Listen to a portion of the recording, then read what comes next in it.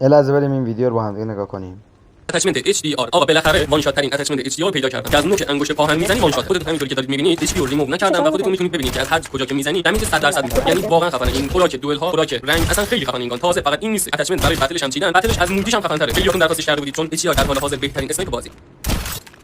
آقا اگه تو هم اتچمنت این HDR خفن رو میخواید اول پیج منو فالو کن و توی کامنت ها عدد 2 رو کامنت کن. توی 3 حالا بیاد من یه چیز نشونتون بدم.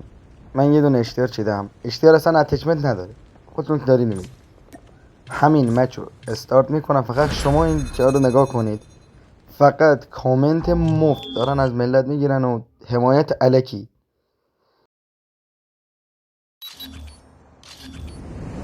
همونطور که میبینید من یه اشتیاری که گذاشتم یه دونه اتچمنت هم نداره.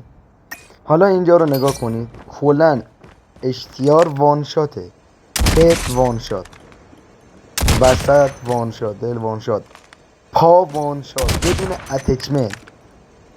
یارو میاد کسشیر الکی میگه وان شات ترین اتچمنت بازی رو پیدا کردم، کسشیر ترین اتچمنت بازی رو پیدا کردم.